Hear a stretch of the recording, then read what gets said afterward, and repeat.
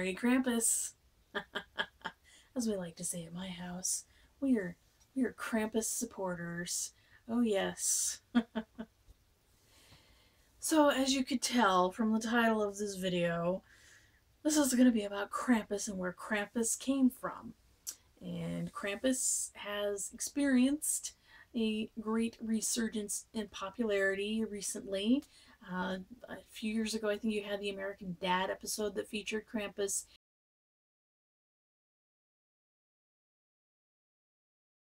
And last year, you had the feature-length film that had a higher budget of any of the other Krampus movies.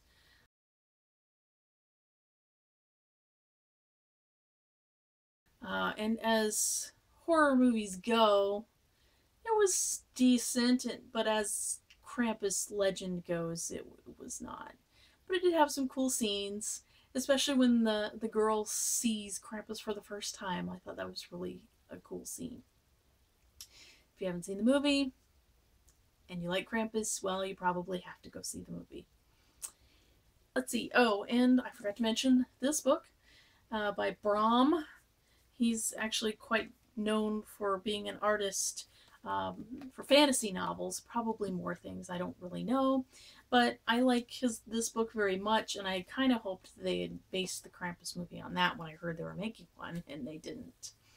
And the reason I think Krampus is having this resurgence, you know, is because he's counter-pinningly sweet Santa Claus, and, you know, the commercialization, and, you know, having the Christmas ornaments out before even Halloween. And Krampus is very, I don't know how to say, handmade. Like, if you're interested in Krampus, you pretty much, you know, have to dig to find Krampus stuff, or you used to. Or make it yourself. And that's something I really like, because the masks that people that do Krampuslauf in Germany use are hand-carved wooden masks. You know, I like the hands-on aspect, which Christmas used to have, but maybe not so much anymore. I like that aspect of things being made, people having to be that involved in something to make it. And because my love of Krampus, I've been running a Krampus walk, or Krampuslauf, in my area. This was the 3rd year. I was St. Nicholas, which I must say was kind of cool. Now, with all that being said, you might be like, who the hell is Krampus? Well, Krampus is very, very old, and it's so old, in fact, that we don't necessarily remember where his tradition comes from. And there's a little disconnect between Americans and the people who practice Krampuslauf still today. And part of that is because in those countries, the holidays celebrated differently. And the 6th of December is St. Nicholas's Day. I would say it in German, but I would totally fail, I'm sure. And the night before, the 5th, is Krampus's night. And he comes and does his business and takes the bad children away, or he beats them. And then on the 6th, St. Nicholas can be the hero and deliver presents. So Krampus is kind of the heavy. You know, he's got a job to do. He shows up and does the dirty work, and then, you know, kind of makes St. Nicholas look good by, you know, St. Nicholas just have to show up and give kids presents. So, and then on the 25th, Jesus brings the presents, which I know, I thought that was weird too. Krampus's name may derive from the word Kralle, I think, which means claw, or perhaps from the Bavarian krampn, meaning desiccated, dried out, gone to seed, or withered. And yes, I read that. That's why you saw the little blue thing go up, because I can't fucking remember that part. Krampus often is portrayed like the Christian devil.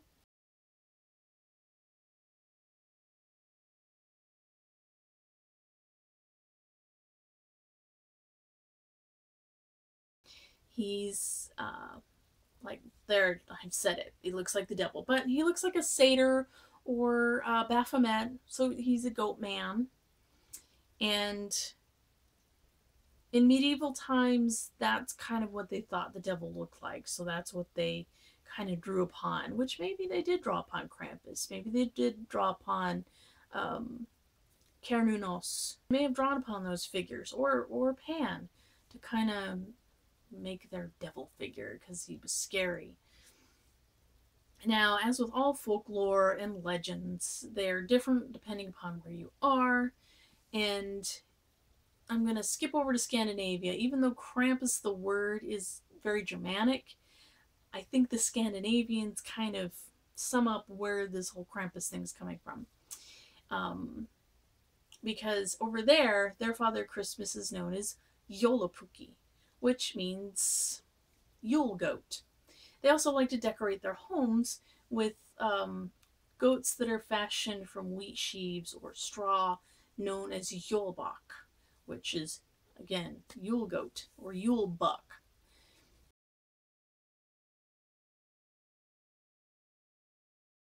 And I think the important thing to note is the goat was the one that used to bring the gifts. And also something going on in paganism during this time of year is the wild hunt. And from the research I've done, what that is any of the souls who've passed, but, you know, folks passed away this year, that their souls got lost, didn't make the transition going into the afterlife. The wild hunt, part of that is to find those souls and bring them into the afterlife. And that's, Krampus assists with that.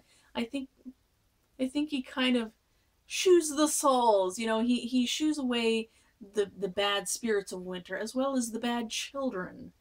So he has a spiritual aspect to him as well, which is kind of glossed over because people don't believe in bad, you know, Christmas spirits, because Christmas is a happy time. Nothing bad happens at Christmas. And back in the day, Christmas was a very scary time because, well, not Christmas specifically, but wintertime. Like, this was scary because do we have enough food to eat? It's really cold outside, and if we don't, we're dead.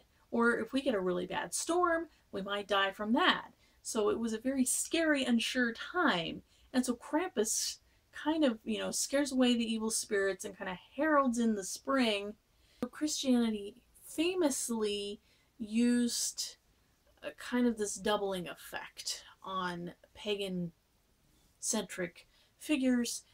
So like pairing Krampus with St. Nicholas, kind of making it okay that they're getting gifts at this time of year, you know, and they're not coming from the pagan figure kind of thing, you know, and that makes the transition from paganism to Christianity much easier and less violent.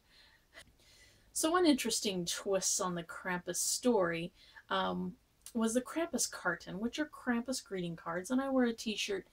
This is Groß von Krampus on it, which means greetings from Krampus. These Krampus carton were exchanged since the 1800s. I mean, quite long. You know, and these cards were humorous, some of them, and some of them, you know, were depicting children being carried off by Krampus. So during the Austrian Civil War in 1934, the fascist Dollfuss regime banned all celebrations of Krampus, deeming him as a satanic figure. Go figure, so to speak. And this bled over into Germany because Hitler was actually Austrian. And prior to the Second World War, the New York Times ran an article headlined, "Krampus disliked in fascist Austria, declared Krampus strictly verboten. Police were ordered to arrest the old devil on sight." So, through World War II, there was no Krampus. Krampus was verboten. And I'm hoping to do a later video, but Christmas was actually banned at certain times. But on with the Krampus. Oddly, in the 1960s, Krampus experienced a resurgence. So he does kind of come back sometimes, like he is now. And on the Krampus carton, he was no longer depicted as carrying children off. He was actually depicted more as the punisher of horny, scantily clad women.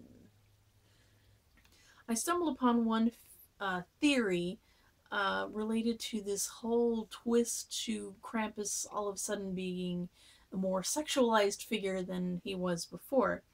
Krampus would also engage in Kramperltratzn or Tuifltratzen with adults during their Krampuslauf, which simply means that Krampus used whatever means possible to terrify, harass, and irritate adults as well as children.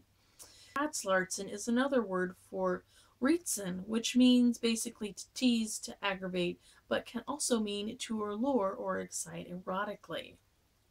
Historically, what would happen with Krampuslauf, which means Krampus run, is the young men of the town would come together and they would drink schnapps and then they would don their Krampus costuming, which also includes lots of bells, like cowbells and stuff like that, so you can hear Krampus's arrival. And the typical Krampuslauf consists of 4 principal players. You of course have Krampus, you of course have St. Nicholas, but there's also a white and a black angel. Now I haven't been able to determine why the angels, but I think they're actually there at the behest of St. Nicholas to assist with keeping the Krampus in line. Or it could be the other way around, where they're there to have St. Nicholas keep the Krampus in line. No matter who's in charge, Krampus is still the low man on the totem pole. Sometimes there's a 5th player, which is Perchta, which is kind of depicted as an old witch. And she'll go into houses, and specifically with lazy children, she will disembowel them and replace their innards with straw and stones. So we had our 3rd annual Phoenix Krampuslauf, and the Phoenix New Times came out and filmed some of it, and which was pretty cool. They interviewed me, so I'll include the links to that below. We'll be doing it again next year, this time on December 1st, 2017. And if you would like to keep up with us, you can go to the Facebook page. No, Krampus of Phoenix. I don't even know where it is. I'll include the link below. And I also am including a little blooper reel because while this is kind of how I had my hair, I had actually standing up taller, and I had like my full mohawk, and I had to like bend the spikes down because these hats are actually quite heavy, and so they were making my mohawk go like that. So at the end of this video, you're gonna see bloopers of what happens when you take that out. So stay tuned and have a happy whatever the fuck it is you celebrate this time of year. For myself, I'm going to wish you a good Yule.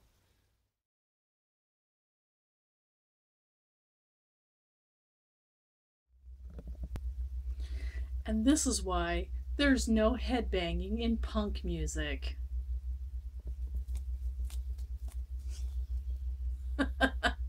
Yes, my Santa hat Liberty spikes did not survive the night.